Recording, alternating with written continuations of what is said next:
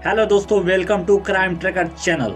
दोस्तों, आज मैं एक ऐसे अमेरिकी सीरियल किलर के बारे में बात करने जा रहा हूं जिससे भारत के 99% लोगों को इसके बारे में पता ही नहीं होगा, लेकिन वहीं अमेरिका में वहां का बच्चा बच्चा इसे जानता है, जिसने महज कुछ ही सालों में लाशों का अंबार लगा दिया था।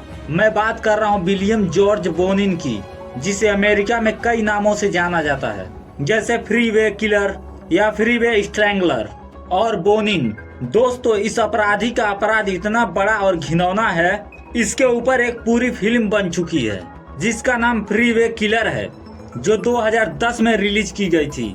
दोस्तों, विलियम जॉर्ज बोनिन का जन्म 8 जनवरी 1947 को विलिमेंटी, कैलिफोर्निया, अमेरिका में हुआ था। उसके पिता का नाम रॉबर्ट बोनिन था और माता का नाम एलिस बेंटेन था। दोस्तों, विलियम बोनिन के 2 भाई थे। विलियम बोनिन के पिता शराबी और जुआरी थे। वो अक्सर अपनी पत्नी और बच्चों को मारा करते थे। हालांकि विलियम बोनिन के पिता रॉबर्ट बोनिन पहले वर्ल्ड वॉर 2 में अमेरिका के तरफ से लड़ाई लड़ चुके थे, लेकिन अब रॉबर्ट बस जुआ खेलते और शराब पीते थे, जिसके कारण बोनिन की मां को एक कपड़े के मिल में काम करना पड़ता था जिससे घर चल सके। लेकिन ये काफी नहीं था। बोनिन की मां ने अपने बच्चों को उनके नाना के यहाँ भेज दिया। हैरानी की बात यह थी, बोनिन के नाना बोनिन के और उसके भाई के ऊपर बुरी नजर से देखते थे। जब ये लोग विरोध करते तो उसके नाना खाना तक नहीं देते। हालांकि उनके पड़ोसी कभी कभार खाना और साफ कपड़े दे देते थे। जब बोनिन 6 साल का हुआ तो उसे एक अनाथालय में भेज दिया गया, जहां उसके साथ कुछ बच्चों ने बोनिन के साथ शारीरिक संबंध बनाए। बोनिन लगभग 9 साल की उम्र तक वहां रहा। लगभग 1 साल वो गाड़ियों के नंबर प्लेट चुराता और उसको मार्केट में बेचता। तभी वो पुलिस के हत्थे चढ़ा और पुलिस ने उसको गिरफ्तार कर लिया और अदालत ने बोनिन को बाल सुधार गृह में भेज दिया, जहां बोनिन दूसरे बच्चों को परेशान करने में लगा रहता था। हालांकि 1965 में हाई स्कूल पास करने के बाद बोनिन की सगाई लिंडा नाम के लड़की से हो गई। उसके बाद बोनिन अमेरिकी वायुसेना में एक गनर के रूप में काम किया करता था। उसने वियतनाम युद्ध में अपना योगदान भी दिया और बोनिन ने अपने जान पर खेलकर अपने साथी की जान बचाई, जिसके बाद अमेरिकी वायुसेना ने बोनिन को मेडल से सम्मानित किया। अक्टूबर 1968 में बोनिन को अमेरिकी वायुसेना ने छुट्टी दे दी।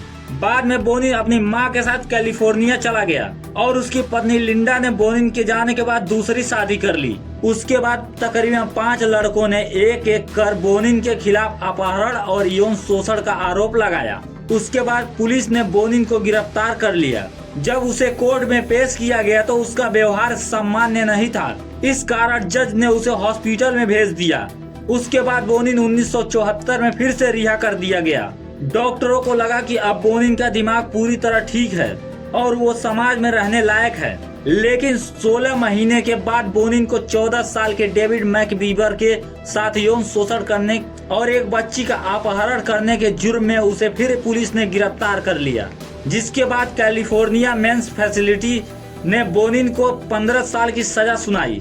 लेकिन बोनिन 11 अक्टूबर 1978 को पैरोल पर रिहा हो गया, जहां वो एक बिल्डिंग के कोने में रहता था। उसके बाद बोनिन एक लड़की को डेट करने लगा। कुछ ही समय के बाद बोनिन के कुछ नए दोस्त भी बन गए। इनमें एवरेट फ्रेजर, बनोन बर्ट्स और गेस्री मैथ्यूज। बोनिन ने अभी तक जितने भी लोगों के साथ यौन शोषण किया, उसने किसी को जान से नहीं मारा था, जिसके कारण वो 2 बार पकड़ा गया था। इसके लिए बोनिन ने लोगों को मारने, लूटपाट करने और यौन शोषण करने का फैसला लिया। हालांकि मैं आपको बता दूं, बोनिन केवल लड़कों का ही अपना शिकार बनाता था। बोनिन समलैंगिक था। बोनिन ने अपना पहला हत्या 13 साल के थॉमस ग्लेन का किया, जिसमें बोनिन और बर्ट्स शामिल थे।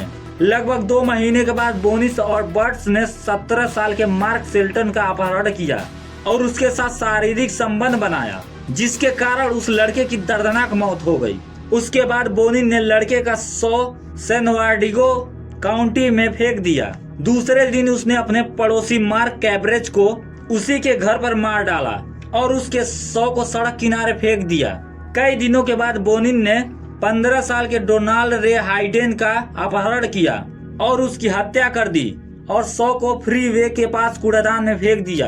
बोनिन और उसके दोस्त ने जिन लोगों को अपना शिकार बनाया, उनके शव के साथ उन लोगों ने क्रूरता की सारी हदें पार कर दी थी। 2 सप्ताह के बाद बोनिन और उसका दोस्त बर्ट्स ने 17 साल के एक लड़के को अपने वैन के पास बुलाया और उसे अंदर घसीट के दोनों ने उसके साथ यौन शोषण किया और फिर उसका गला दबाकर उसकी हत्या कर दी। बोनिन और उसके दोस्तों ने फिर 8 दिन बाद 18 साल के रॉबर्ट बिरोस्टेक का अपहरण कर उसकी हत्या करने से पहले उसे बुरी तरह पीटा और उसके गुप्तांगों को बुरी तरह कुचल दिया और गला दबाकर उसकी हत्या कर दी। यकीनन बोनिन हैवानियत की सारी हदें पार कर दिया था। हालांकि पुलिस शहर में 100 मिलने से परेशान हो गई थी, लेकिन सबूत न मिलने के कारण वो कुछ नहीं कर पा रही थी। उसके कुछ दिन बाद बोनिन ने 17 साल के फ्रैंक डेनिस फॉक्स का अपहरण किया और उसका यौन शोषण कर फिर गला घोटकर हत्या कर दी और उसका शव सड़क किनारे फेंक दिया। 10 दिन बाद 15 साल के जॉन किलपैट्रिक का अपहरण कर लिया और उसकी हत्या कर दी और उसके शव को रियाल्टो में फेंक दिया। बोनिन ने 1 जनवरी 1980 को 16 साल के माइकल फ्रांसिस का अपहरण कर उसकी हत्या कर दी। उसके बाद उसके चेहरे को बुरी तरह कुचल दिया और शव को सड़क किनारे फेंक दिया। उसका शव पुलिस को जल्दी ही मिल गया, लेकिन उसके शव की पहचान करने में उसको 3 महीना लग गया। 3 फरवरी गेगरी माइली की मदद से बोनिन ने 15 साल के चार्ल्स मिरांडा का पर्स चुरा लिया। उसके बाद उसके साथ यौन शोषण किया और फिर जान से मार दिया।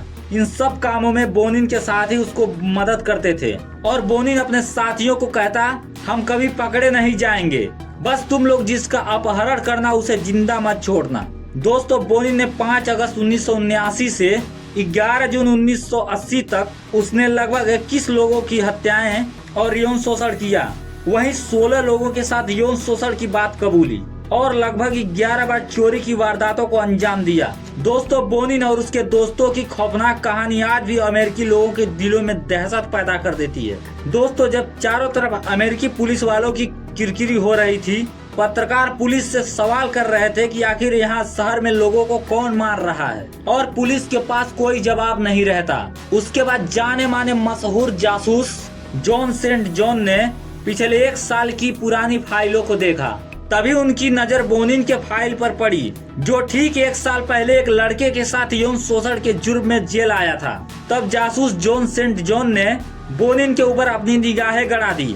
बोनिन की गतिविधियों को देखते हुए जॉन सेंट जॉन ने पुलिस की एक टीम बनाई और एक जाल बिछाया बोनिन को पकड़ने के लिए। जॉन सेंट जॉन ने 11 जून 1980 को 15 साल के एक लड़के जिसका नाम हेरोल्ड टी था, वो रोड के किनारे खड़ा हो गया। कुछ समय बाद बोनिन और उसके दोस्तों ने अपनी वैन में उस लड़के को बुलाया और अंदर बैठा लिया। उसके बाद वो जाने लगे। तभी जॉन सेंट जॉन की पुलिस ने बोनिन को उनके साथियों के साथ रंगे हाथों पकड़ लिया। पहले तो बोनिन ने कुछ नहीं बताया, लेकिन पुलिस ने अपने हिसाब से जब तोड़ना चालू किया तो बोनिन के दोस्तों ने सब कुछ बता दिया और बोनिन के दोस्तों ने बोनिन के खिलाफ गवाही दी और बोनिन के ऊपर आरोप लगाया कि अगर हम बोनिन का साथ नहीं देते तो बोनिन हमें मार देता। बोनिन के ऊपर लगभग 16 साल मुकदमे चले। तब तक उसको जेल में कड़ी सुरक्षा के बीच रखा गया। बोनिन ने कई राज खोले। बोनिन ने बताया कि उसने अपने छोटे भाई के साथ शारीरिक संबंध बनाए थे, क्योंकि बोनिन जब 4 साल का था तब से वो यौन शोषण का शिकार हुआ था। उसने कहा कि उसके नाना उसके ऊपर गलत निगाह रखते थे। बोनिन ने बताया कि उसके नाना और बोनिन की माँ दोनों ने शारीरिक संबंध बनाए थे। उसने कई बार देखा था। उसके कारण उसकी माँ ने उसे अनाथालय में भेज दिया था। दोस्तों, अगर किसी के साथ बचपन में ये सब हुआ हो तो उसका बचपन कितना भयानक होगा। दोस्तों, 23 फरवरी 1996 को सैन क्वेंटिन कैलिफोर्निया में कोर्ट ने बोनिन को मौत की सजा सुनाई। हालांकि इसको फांसी ना देकर जहर का इंजेक्शन लगाया गया, जिससे बोनिन की तड़प तड़प कर मौत हुई। इससे पहले अमेरिका में ऐसी सजा किसी को भी नहीं दी गई थी। दोस्तों, आशा करता हूँ आपको ये जानकारी अच्छी लगी होगी। अपना सुझाव हमें कमेंट के माध्यम से जरूर दें और हमारी मेहनत आपको पसंद आई हो तो हमारे चैनल को लाइक करें, सब्सक्राइब करें। जय हिंद, वंदे मातरम।